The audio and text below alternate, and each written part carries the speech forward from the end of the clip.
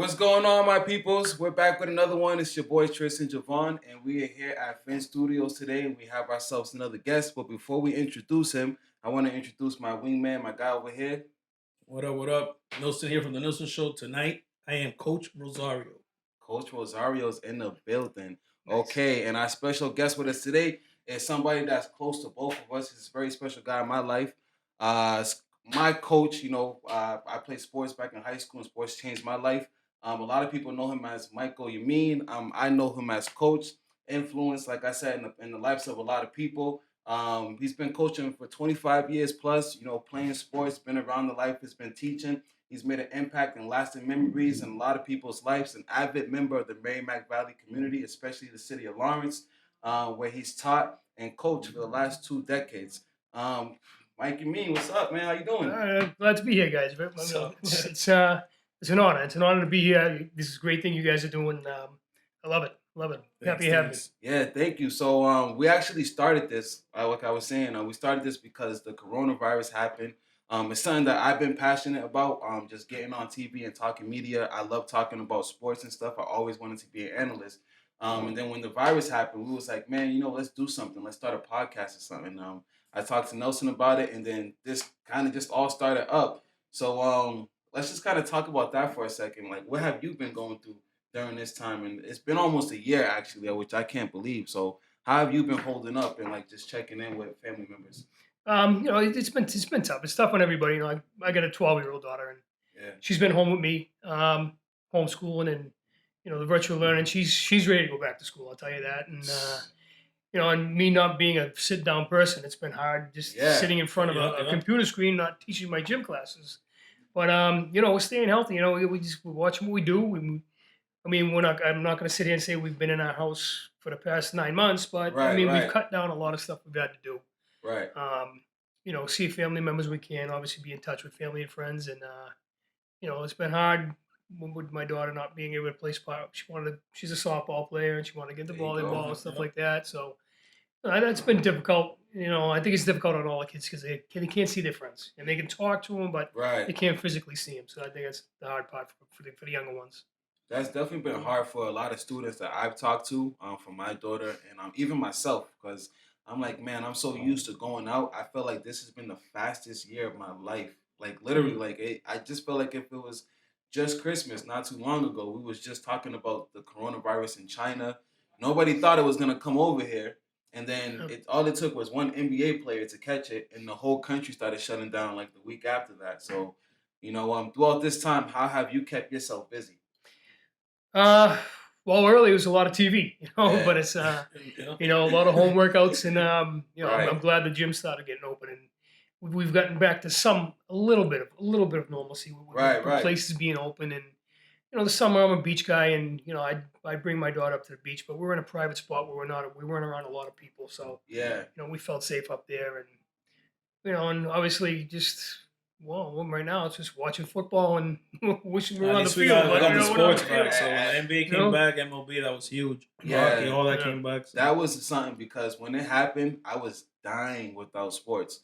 Like I missed it so much, and at the same time, I was like, okay, I could take this break. But as the weeks went on and it started going on and on, I found myself like, man, these guys on ESPN is talking about nothing. Like, nothing to talk about. Movies didn't even matter to me because I'm like, there's no sports to mix it up. Like, I need some drama from something real life happening. I mean, it was great watching the Patriot reruns and the Red Sox reruns. Yeah, the reruns. Speaking of, after a while, I'm like, all right, enough. Yeah, give me the real deal now. We need the real deal. Something I did like on the Eagle Tribune though, they started doing like past stories and shouting out people. I think that's something they should continue doing regardless. Whether the real world comes back or not, they should always keep doing things like that. Yeah, they've been doing. They had nothing else to write about, So that was pretty good. It's funny you bring up sports too, because that's something I was gonna mention. Like the state of sports right now, and the state of like the local sports compared to the professional sports. Like I mentioned, Mike's been a coach for a long time, and you're still coaching now. So like, what do you think is going on right now with the state of local sports? Like, because some people are allowing teams to play, some people are like, no, shut it down completely. Yeah, it's crazy how up in New Hampshire they're full throttle. They're playing. New Hampshire's playing. They're in the state playoffs, and I mean, they have us scheduled to play in February. I mean, they're going to go through the winter sports. Everything's going to be modified, which I mean, I don't know. It's tough. I mean, I heard some of the basketball rules that were proposed for the MIA, and I don't know. I mean, they're talking no rebounding, free throws, no playing man to man, and that's going to be tough on a lot of teams. How do you? A lot of teams rebound? going to be tough. It's, I mean, they said no wrestling, which hopefully they can get a wrestling season in the spring, but I mean, it's going to be modified. And I'm hearing it's a 14-game season, no playoffs, just straight up 14 games, no fans. Yeah, and I don't. So, I mean, that's kind of like. Wow. I mean, we do get a football season. You want to play for a state championship. Of course, I don't want to just play our league games. Right. I mean, obviously, football. They're talking us February and March, and weather's going to be a big factor. That'll be a huge factor. I mean, I probably won't be in my shorts for the first time in 31 years. That's funny. It's going to be difficult, and I just hope that they can find a way where if we do get these seasons, I want to get them in for the kids so they can play. Right. Especially the seniors, and if we do, I'm hoping that they can figure something out for a state championship for the teams. That's the truth, because you play the game, to win and to ultimately to win the championship. So if there's nothing to play for, there's some league games, the winner of each league. Right. Yeah. Goes on and plays for the state. Right. Like legit, just straight up play like league games and just have league. Which it should be like that in the regular.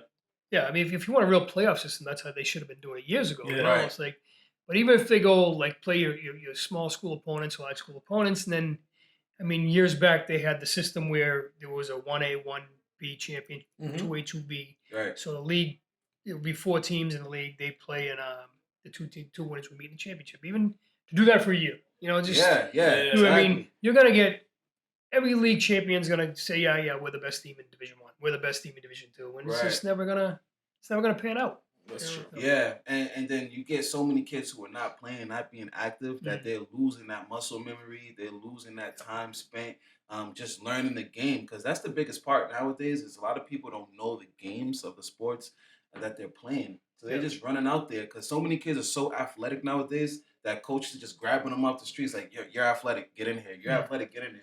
And they forget that if you don't know the game, athletes can only do so much. Yep. I've seen many athletes not make it to the next level once they get to a bunch of players who actually know the game. So with that being said, how have you seen the change happening, even from your time like playing to your time coaching? So what's happening now? So many different changes around these kids. Yeah, it's changed in the past couple of years. I mean, they went to Massachusetts adopted the federation rules, which we used to be NCAA, and that's changed. That's changed. It's added time on during quarters. It's cut down timeouts. Right. There's some rules that I don't agree with that we went by, but it's been a big change. I mean, since I started coaching 31 years ago, and we went through the playoff systems, and they've always tried to get it right. Right. But it's hard in Massachusetts because the Thanksgiving Day game is such a tradition. And that kind of alters your playoff system, and that's how it's been. And we're one of the really only states that don't have a true champion. Right. Massachusetts, like other states do, but other states don't have Thanksgiving Day games either. Yeah, the South does it a little bit different. I know Nelson was probably about to say something, but the South is a little bit different the way they got their games on there. Sometimes they have like 14 season games, 16 season games. But down there, football is a religion. Yep. So everybody down there is they shut down everything on Fridays, Saturdays, and Sundays to literally stay home or go to the games to watch football. We're up here. There's other things, basketball, Harvard, MIT, fashion models, and all this other distractions up here that's not necessarily down there in the South. But it's just, again, so many changes. So what do you think is going to happen for the future? I think we just have to wait and see how this goes, how this coronavirus pans out. And, personally, I mean, I'm not a doctor, but I mean, I can see us taking a shot, like a flu shot every year, and getting back to some type of normalcy, and I mean, hopefully by next fall, we're back on track and things, we have a normal season. Right. It'll be tough because, I mean, we're going to be done in March or April, early April, and then a few more months, you got to get summer training in. You got to start summer training, so it's going to be difficult. Yeah. The timings of things, like the NBA season just stopped. They're already going to start again in December before Christmas. They're going to have a 72-game season, which is going to cut into the NFL season. NFL's thinking about shutting down some games. and going into a 16-team playoff this year already. Then you again hockey, baseball. So again, all these sports, like what's gonna happen if there's a country shutdown? Is sports gonna shut down again? There's so many different confusing parts, and then again, it's losing kids because concussions was already happening right before this. Concussions was attacking sports and forcing kids to go into different sports. Now coronavirus is happening, and so many parents are already like, well, here's concussions, now here's the virus. Let's focus on something else. But we're gonna switch the tempo a little bit. We're gonna break this up into some segues. And in this segue, we're gonna kind of just touch base a little bit about like the community of Lawrence and your experience growing up in this community. For me, I came to this community from the city of Boston, and it was like it was like something I've never seen before.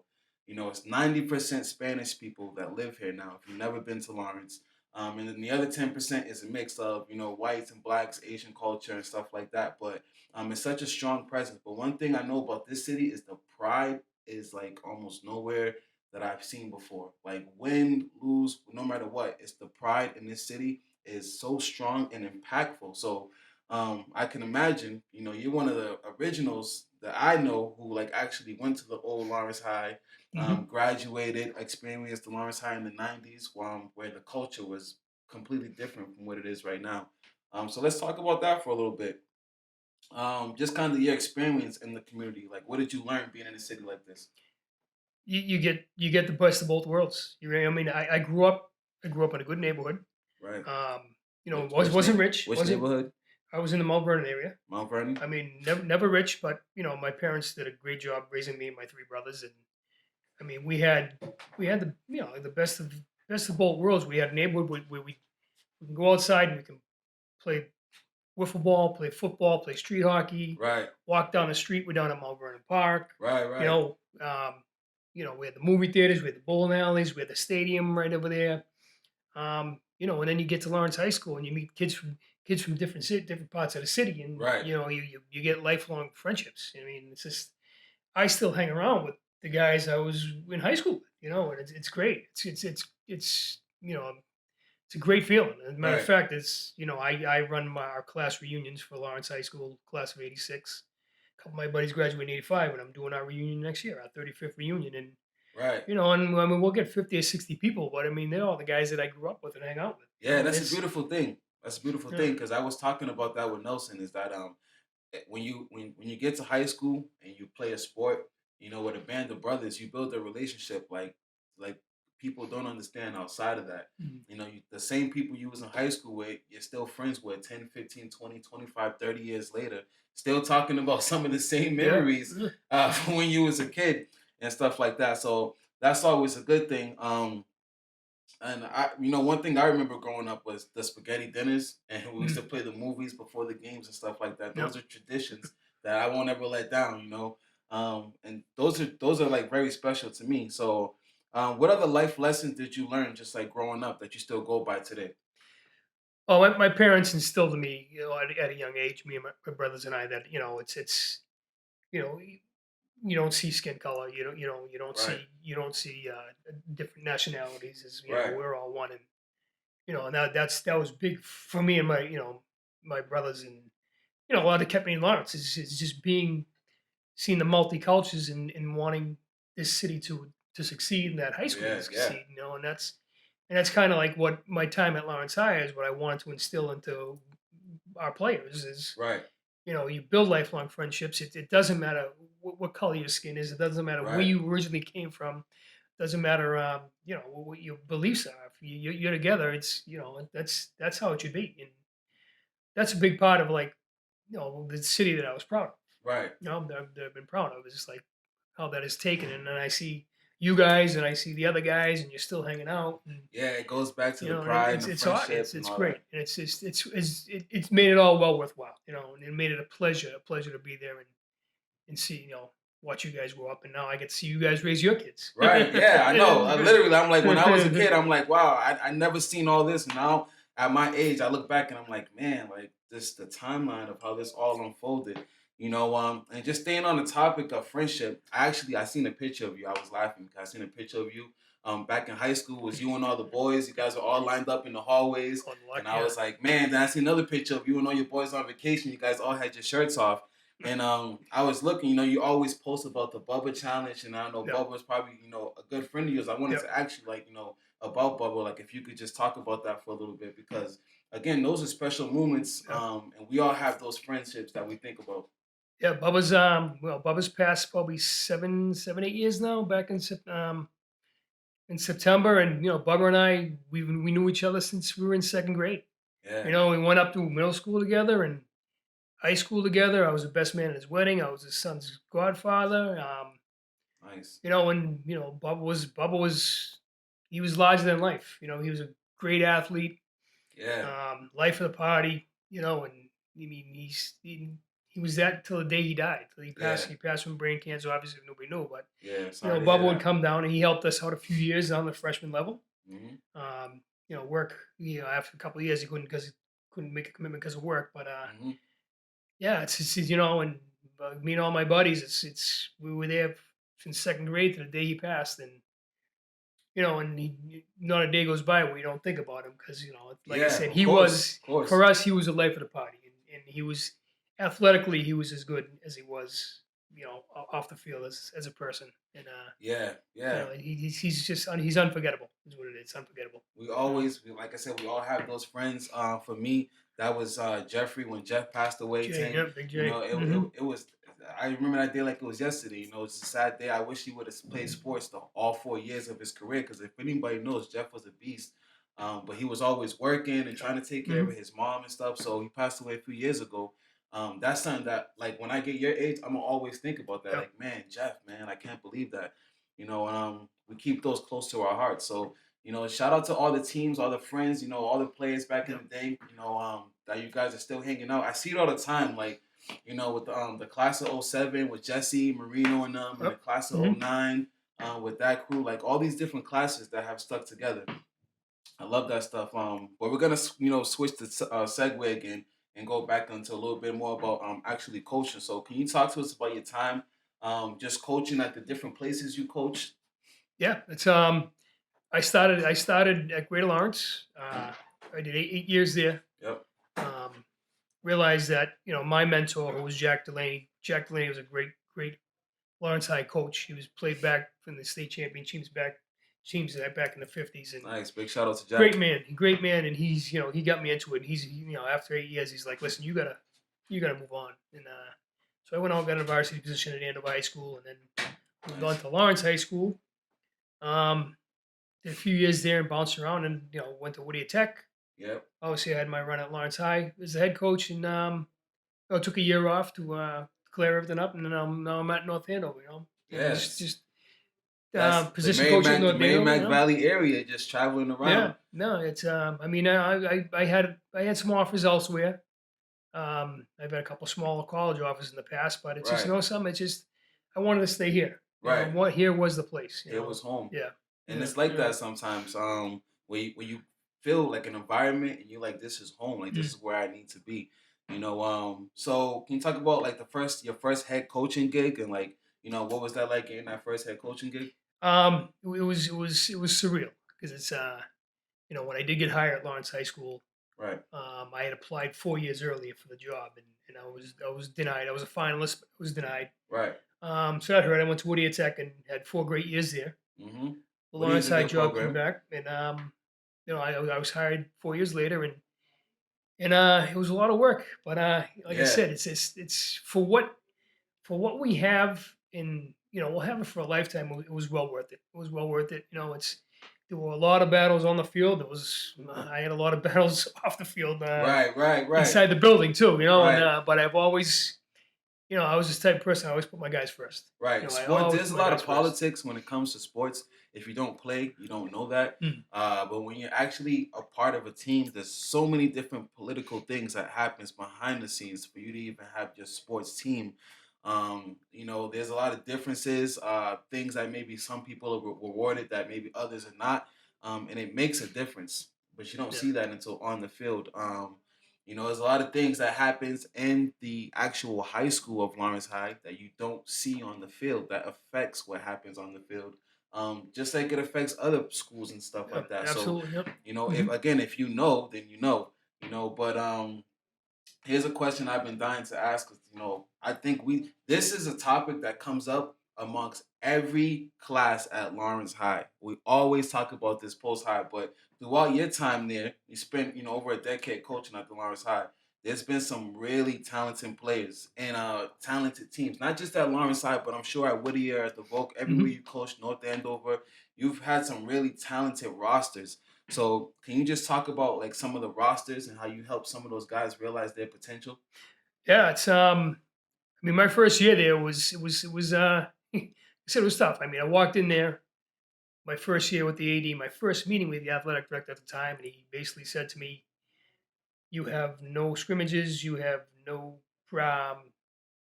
practice field, Right. you have we don't have a bus schedule. Mm-hmm. Your equipment's upstairs in boxes. You have $40 in your account." And I'm like, "Can I meet my team and walk 30 guys?"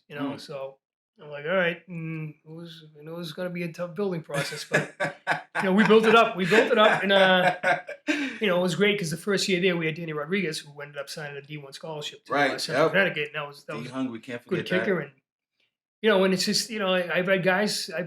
We've had at least over 30 guys go play college ball. Yeah. And I'm not saying that they did 4 years of college ball, but they got a taste of college football. And you actually put a lot of guys through college, whether they played in college or just went to college. Yeah, I know through that time, a lot of guys had a chance or an opportunity to go to college just from playing sports and being around it and stuff. And like I said, so many talented players that came through. You could talk for days about these rosters. Yeah, it's just it's individual talent wise, we've had a ton, and some guys have made it, some guys experience the college level, and it's just such a competitive thing is when you get to that next level. Right. And one of the things I've always told our guys is, as good as you are, if you have a 2.0 GPA, there's a kid out in Connecticut, there's a kid up in New Hampshire, Vermont, that has a 3.4, and that college is going to take him over you. And it's just, it's become the fact that you got to study, you got to get those grades as good as you are. I mean, I'd have college coaches come in and just be like wowed by some of our guys. But, NCAA rules. Right, and there wasn't YouTube or the highlight videos back then at that time that there is now. I was copying films. I was copying 100 films at the end of the year to give to the seniors to hand out. Trading films and stuff like that. It's not like it is now. It's way different. The good part is though, I mean, I got to almost every state in New England. I was up Maine, New Hampshire, obviously, Connecticut. I was upstate New York with Christian and Will and Marino and Moose and those guys. I took them up for a trip up there. And, I didn't get to Vermont, but we've had some guys go to Vermont to play ball. So, we had a lot of guys who made all-star teams, all MVC, all conference and stuff. Like Nelson had mentioned in the beginning of the interview, the Eagle Tribune dropped an article of like all decade players, and we had some players make that team. Shout out to those guys. They deserved it. They put in the work, and the time and effort, and people take notice and stuff. But what is one roster that you think was like, oh, this was the most talented roster that we had? Or one of the most talented rosters you like we could have took it? 2011 was the year. Is this, I mean, I hate to sound bitter, but was that who's on that team? That Nelson? Was that quarterback team led by Nelson? That was with Nate. Nate was our quarterback, and Nate, it's that team was nice. That kind of bothers me because we had to sit there. We beat Tewksbury. Right. We beat Reading, and we had to watch them play in the playoffs. Right. I remember that.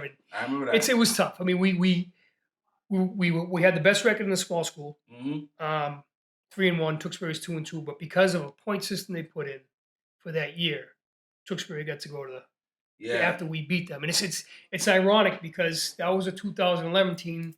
And when I was a kid, back in 1981, Lawrence High School was MVC champs. They beat Tewksbury 14-3. Wow. And guess who got to go to Super Bowl? Wow. Because Lawrence had one loss outside of Tewksbury. So it's like history repeated itself. History repeating itself. And that was tough. And I mean, a few years later, I think it was 2014, maybe 15. We go 4-3 with Nelson Valero as a quarterback.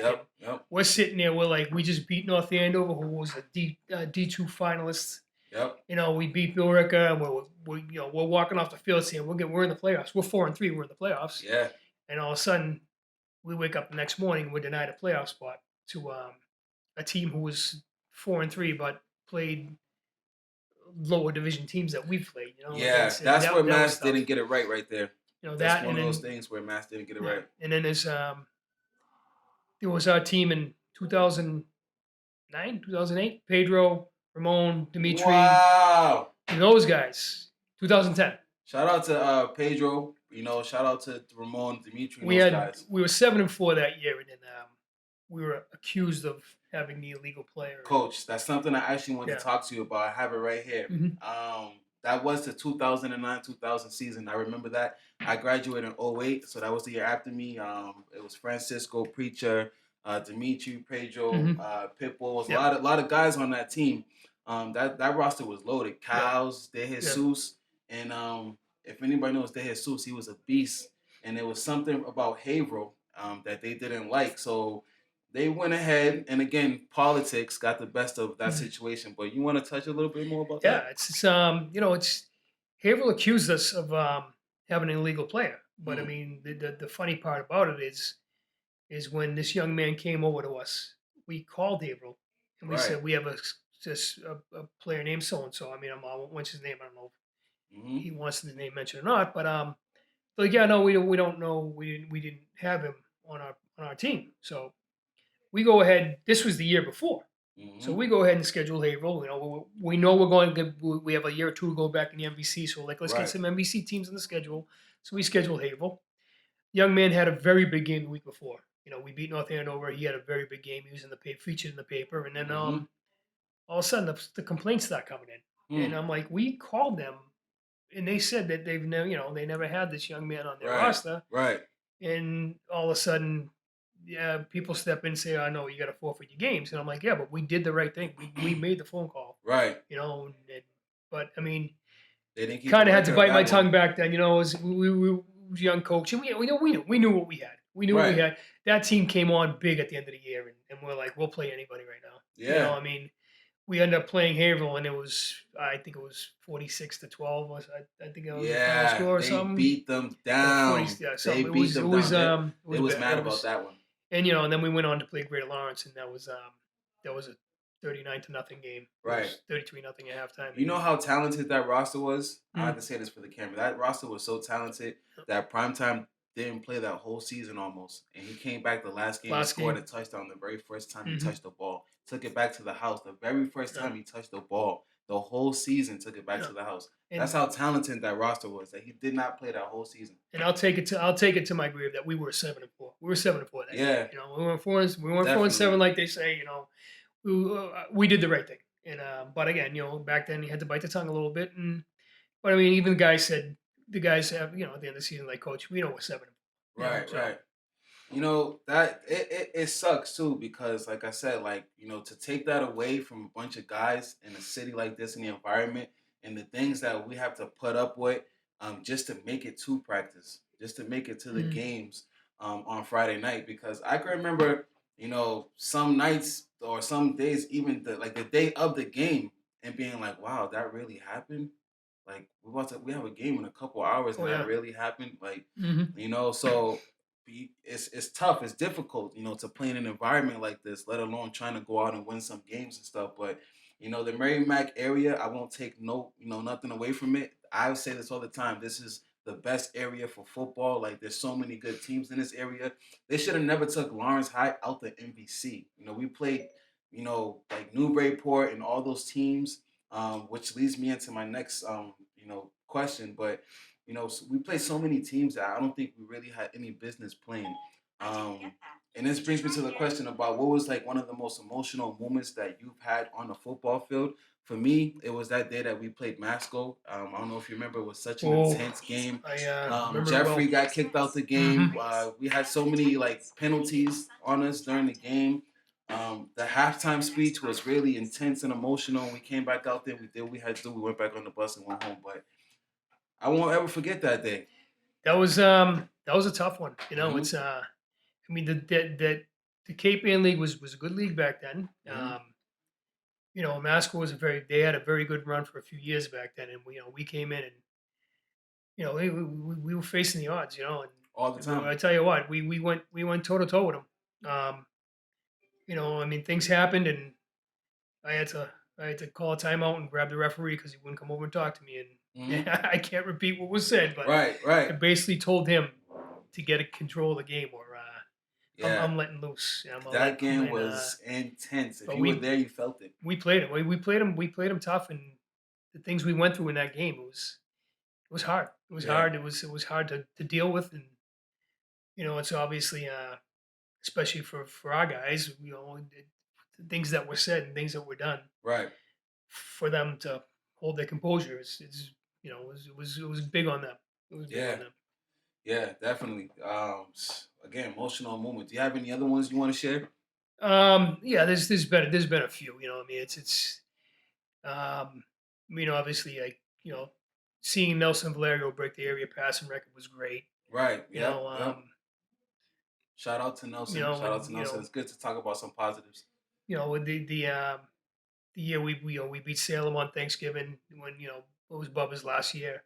Mm. I mean, that was awesome because the guys gave Bubba the football, the game ball, and I mean, there was a lot. There was so many. I mean, on the field and off the field. It's just Yeah. I mean, even now, it's like I get invited to Oni's wedding. I go to Oni's wedding. I go to Pedro's Ah. daughter's christening. It's I see the guys all the time, and it's I sit down and talk with them, and like I said, Yeah. you guys got kids. It's great. I mean, pinpointing one thing on the field for 13 years, I don't know if I can. I mean, Yeah. like the big There's the so win many over different Chelmsford. stories, Chelmsford, yeah. that was a great one. The only two teams we never got wins over were Andover and Central. And we played them tough twice, a few times. Almost got them a few times, but It's funny know. you say Central because the other day I was having this conversation about Central. We was talking about the year. It was my year. We was up on them and we had momentum, and the ball got fumbled. Mhm. And then the very next play, interception happened back for a touchdown, and the whole momentum switched. But that year we were so close, like we Yep. felt it, and we still talk about it to this day. But one thing I want to read to you real quick, just again, the impact that you make on guys' lives. You mentioned Oni, and guys are always writing comments about you. Oni said this. This man isn't just a legend, but one of the greatest, if not the greatest, role model. I had a pleasure from learning from him. I've learned so much, not only as a fan of football, but as a player, as a coach. And now I'm old as a family man. Thank you for your guidance and most important, your patience, because we Lawrence kids ain't easy to deal with, which is the truth. There's another comment here from Pedro, which I think is hilarious. I bet any money Coach Michael you mean is outside shoveling with shorts on right now. That was. That was. If you know, Coach always has shorts on, which is a funny thing, but it's just things like that, like Coach, you're always being talked about, you're always brought up, with so many things that so many players can talk about, so many moments. Here's another funny moment actually. I don't know if you remember this, but the game, I forgot who we were playing, but the game was so intense and you were screaming and you strained your neck in the middle. Yeah. Man, we talk about it all the time. Yeah. Just those moments, man. We never could let that down, and we appreciate you so much, coming on and all the things that you put, all the time that you put in. We're gonna be wrapping it up shortly. I got a couple more questions I'm gonna ask you. This is more like a game. But right before that, I just want to ask, do you think you want to coach again, like head coach, get back into that? I've thought of it. I thought about it. It's got to be the perfect situation. Obviously, Right. with my daughter being 12, Right. she's she played softball the past few years. She's been wanting to get into volleyball. So if it works out with her schedule and my wife's schedule, Right. then yeah, I've really thought about doing it again. Right. But it's got to be the perfect situation. Yeah, I hear you. It definitely has I to mean, be a good situation. believe me. I mean, I wanted to retire here, and I mean, I let that be known, and things didn't work out. A couple people had things to say, but Right. it's just like I'll always have my heart will always be here, regardless of where I go. Yeah. Yeah. I will always be here. Yeah, same. I mean, you see a lot of people are still around the city giving back to the city. The firefighters, cops, teachers and stuff like that. Even my guy Nelson right here. I see when I go into school, I'm like, Nelson's a teacher. I'm like, man, I can't believe that, man. Like, switched it all up, changed it around, became a teacher. That's good. But like I said, so I got a quick game real quick. It's called Pick One. I'm just gonna name off a series of a couple things, and you're gonna pick one out of the three. All right. That's how we're gonna end it. All right. So it's some quick ones. So the first one is a beer, water, or a top shelf drink. I gotta go with a beer. Nice, a beer. What you drinking? Oh, I'm a Heineken guy. Heineken. Oh yeah, all right. So if anybody wants to buy a Coach drink, you know. 2, hot dog, a cheeseburger, or pasta. Oh, spaghetti dinners. I gotta go. Hot dogs and burgers. It's gotta be pasta. I enjoy a hot dog here and there in the summer. I don't eat it much, but I mean, you get the you gotta have the pasta. Yeah, the Rocky Club was it back then. Oh yeah, yeah. Dinners, yeah. So Coach is also a teacher. All right. So this question is: would you prefer to be a teacher, to be the player, or be the coach? Wow, that's a good one. Yeah. You never. I mean, you guys probably know this as players. Is you never want to give it up.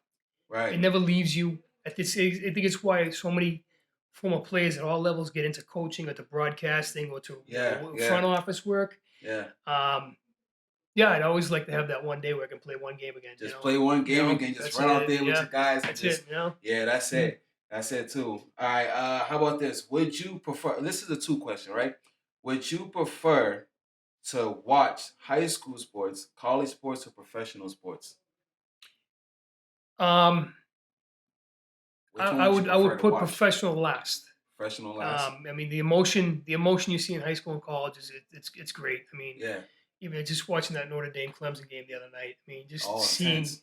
I mean, they went at it. It was back and forth, and you can see the intensity, like you said, the intensity. Yep. And the emotion after the game. Yeah, I mean, I'd go high school or college, either one. All right, which one would you prefer to coach? High school, college, or professional? I mean, if it's a paying job, I'd go college. College, Like I said, I've had a couple offers in the past, but I mean, the pay's not great, and I didn't want to be traveling all over Vermont and Canada to recruit, because that's you get your little guy in the totem pole. That's what you get, is you get the bad areas. I hear that. All right, who is a better athlete, Kobe Bryant, Tom Brady, or Derek Jeter? Man, I mean, athletically, it's just if you look at him, you got to say Kobe. Right. I mean, Brady was a college baseball player, college football player. Right. Jeter's outstanding. Right. All great at their crafts, but I mean, if you're looking at them and seeing them move, you got to go Kobe. Whose career would you prefer? Brady all day, taking the 6 Mm-hmm. championships. In the 21 years, he's still going, but the other night he looked ugly. Yeah, I heard that. I didn't watch last night, but I heard. Yeah, that was ugly. All right, better coach, Bill Belichick, Nick Saban, or Greg Popovich? Bill Belichick's the greatest coach of all time. Greatest coach of all time. It's. I mean, he's taking a beating now, but I mean, you got to look at some of the defensive game plans he's had, and the guys he's shut down, and even in these Super Bowls. I mean, the only bad Super Bowl they had was that Philly game. And, you even look at the Giant games or low-scoring games. I mean, he shut down the Rams twice. 2 good offenses. He's the greatest of all time. Bill Belichick, you heard it here. All right, better football movie: The Program, Rudy, or Friday Night Lights? I'm a big Notre Dame fan, you know that. So that's right. I'm gonna go with Friday Night Lights because it's. I love Rudy. Yeah, I love Rudy. The Program was great, but it wasn't as realistic. As Rudy and the Friday Night Lights, but in the intensity of Friday Night Lights, and just to see that game and how it ended and stuff. Yeah, I gotta go. To know that was a real thing that happened, how intense it was. All right, peoples, we've been waiting. This is the final question right here. We're gonna be wrapping it up. Coach has done an amazing job. I had a lot of fun here. But the final question is a little bit more difficult, right? So you only get to pick one. You're going to the Super Bowl, watching your favorite team with all the guys. You're going on vacation with the wife, or you're watching your kid in the championship game. Which one you taking? Watch my kid in the championship game. Yeah, I take that one too. When you become a parent, you know this. Yeah, it's just to see them. Tense. You even see my daughter get an award at school. It's great. Yeah. And she's 12 now, right? 12 years old. Yeah, my daughter's 6, so she's halfway there. Yep. Oh, you're getting it's awesome. Getting close, right? What sport she's playing? She's been doing softball for the past couple of years, and nice. Obviously we couldn't do that. And she wants to get into volleyball, and like I said, she wants to skate. I've talked to her about field hockey. I've talked about a few things. So I'm gonna, if she wants to experience it, I'm gonna let her experience it and pick from there. There you go. The coaching never stops. Yeah. On the field, off the field. Yeah. Right. And it's been a great time. I'd love to have you back. We could talk a little bit more, get more depth about some of the topics here. But absolutely. We wanted to just keep it kind of like, just a vibe today, and just kind of introduce who Coach is here. Like I said, like a father figure, role model in my life. I seriously, like, what football has done for me, and just kind of how I even, like, everything to me is like football. Like, even when we're doing this podcast, I'm like, Nelson does offense, I do defense, and we kind of play off of that with everything that we do. So thank you so much. Appreciate being here, guys. It's awesome. Community. It's awesome. Nelson putting the studio together. That's the reason why we're here. Shout out to Finn Studios, Tristan Javon, Coach Amin, and we got Nelson in the back. And see y'all for the next one.